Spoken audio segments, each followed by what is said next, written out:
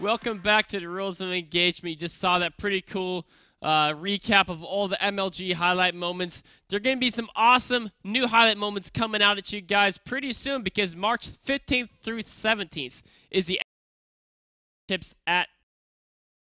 Go ahead and catch your spectator passes right now. In fact, if you wait till you get to the DoorDash, it's $50. You buy them online now, it's $35, 30% off. Also, there's VIP passes available that are starting to sell out. So go ahead and grab those VIP passes if you want a little bit more of a luxury combination. Now let's jump into game number 4 between Rhett and Feast. And game number 4 is going to be on a Tomb Valley. We're going to first talk about how you can take a very fast third PvZ and a couple important things to do if you're going to choose to use this strategy. Then we're going to talk about how you can utilize Blink Stalkers against Swarm Hosts. And then, of course, we're going to finish talking about how often offense is the best form of defense. So jumping into this game at the pretty early on, right? We're going to take a look at exactly what Feast is doing, right? He just has his first 2 gases. He's doing that Mothership Core poke, the one he's going to do it very soon, right? He's waiting to get these guys out of the units, right? So he does the same Mothership Core poke with the Mothership, the Zealot, the Stalker, and he expands behind it. Now, if you want to do a very fast third, right? This little poke that you always do is even more important, right? You always want to do this to force a couple Zerglings, stop the Zerg from droning up, get a couple free kills because, of course, the Mothership Core can't be killed by Zerglings. The Stalker is faster than slow Zerglings. The only unit you're really going to lose is that Zealot, and you can almost always get more damage done. See, they're getting a drone kill already. Going to grab a second drone kill here in a second. You're already doing some great damage. But it's even more important than normal because you still want to do all the normal harass, normally force those Zerglings, get a couple drone kills, but you also need to keep the Zerg pinned in their base, right? These Zerglings need to be back here because otherwise they can just come here and kill your Nexus, right? You have to buy time to get this wall up, get this Photon Cannon behind it. Because if you don't buy that time, then they can just stop that third before it even gets off the ground. Now, of course, once you do have that wall and the cannon, then the Zerglings can't do anything. If they get up there beforehand, even if you can pick them with Stalkers, they can often kill the Nexus, kill a Pylon, and really make it not a very fun experience for you Protoss players out there. So now as we're going to fast forward just a little bit in this game. Actually, let me just use a little jump ahead feature here that's so finely ingrained into the replays. You know, one thing, so Feast is thinking about the last game. Well, once he got Swarm Host, even if I like Colossi and Storm, you know, I could kill the Locust, but it just kept coming, and they're free. And each time they kill some stuff before it dies. So this game, I'm going to try to kill him before he can get those Swarm Hosts out and try to do a really cool attack. So he comes in here, right? And he says, okay, we're going to come up the front, right? Uh-oh, he's got Swarm Hosts here, right? So he's going to send these guys here. All I can do, I lure him out the front, and then I attack wherever they are. So all of the Locusts are going out that way. Right, all I have to do is this. Just boom, blink up. Well, I assume he's going to do it. Come on, Feast. There you go. Blink up, and then all of a sudden the Locusts are in the wrong spot. There's no Locusts here. In fact, there's some more Locusts are about to be formed. But before those ones can come in, you can just put a Time Warp down. Well, actually, Locusts are all going the wrong direction for some crazy reason there.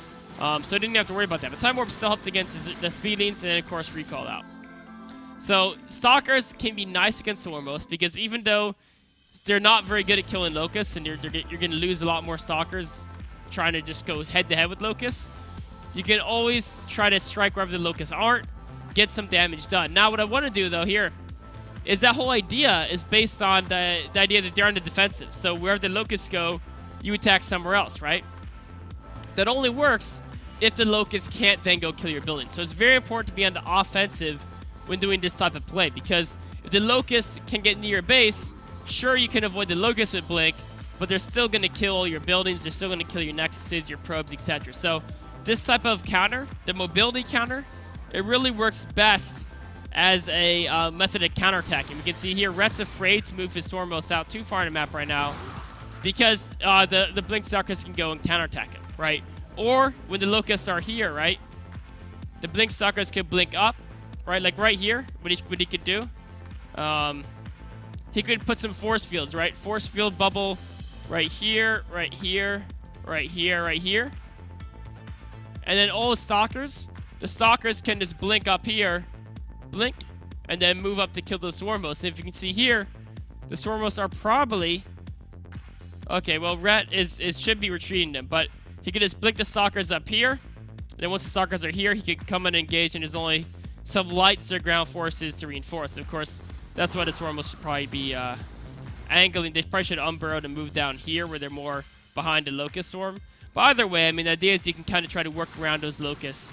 And that way, I mean, even if you kill them in battles like this, you still lost, I think, 2 stalkers and a zealot there. So, yeah, you killed a bunch of locusts, but they're free units and you're still losing.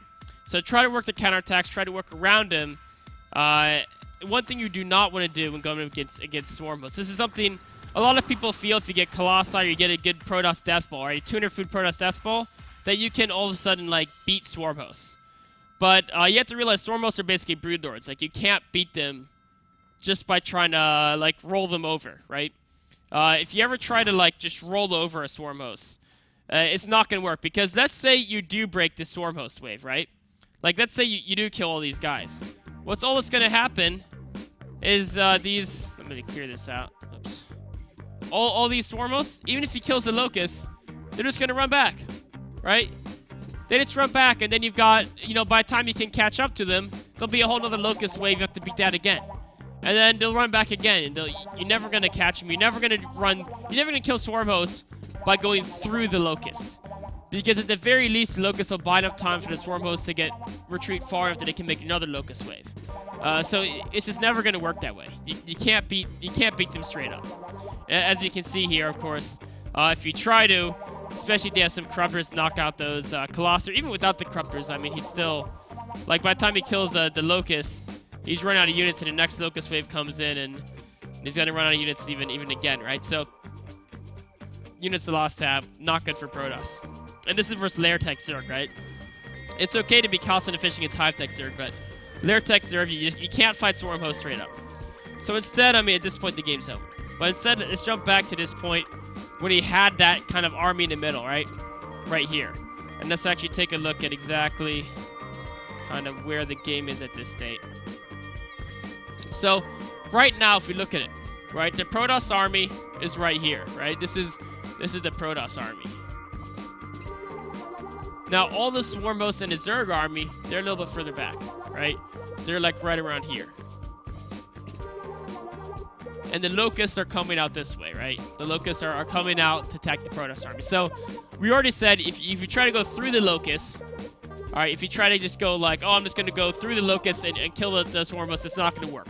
They'll just back up. Even if you can power through the Locusts fairly quickly, it's not going to be quickly enough that it can't back up and at least get enough space to get that next wave going for you. So, and then of course, each time it's going to take you longer and longer to power through the wave because you have less and less units because you're going to be losing units every single time. So, ideally what you want to do is you're trying to split up your army. And I think the best way to do that is actually to go 50-50. So what you do is you send the Mothership Core, we can say the Colossi and the Mothership Core, which should go over here, right? And now all of a sudden you can kill this base and you can maybe even make a run here. So if the Locust Wave doesn't go to the right side of the map, you can sneak in here, kill this base, kill the third, and recall out. So you can kill the fourth and the third and recall out. You got to keep that Mothership Core with that section. And it's a little bit risky because they could dive Corruptors at you. Then you get the recall a little prematurely. But, yeah, what you gonna do?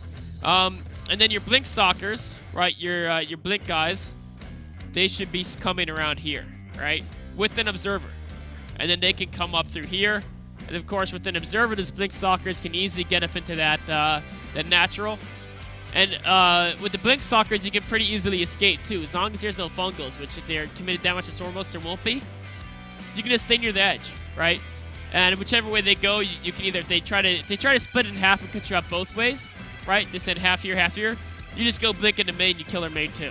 And yeah, you're going to lose all the Stalkers, but if you kill the natural and their main, it's well worth that loss. And meanwhile, when they're trying to cut you off, you kill the third with your other army. So either way, you can take them apart, right? But the basic idea here is that you can't really take Swarm Hosts by trying to go through them. Now, so your goal is to split up and try to work around them and avoid all the Locusts. And of course, the Zerg's goal is going to be keep track of your army and maybe send half their Locusts one way and half another way, try to you know, adjust their army control to make sure you can't try to work around them. But that's the game you gotta play, because Stormmost, I mean, it's basically the same as versus Broodlords, right? Except they come 5 minutes early. You gotta use mobility plays. You gotta try to work around them, because trying to just crush through them straight up is not gonna work. So that wraps up game number 4. We'll take a short break. We'll be right back with the Q&A.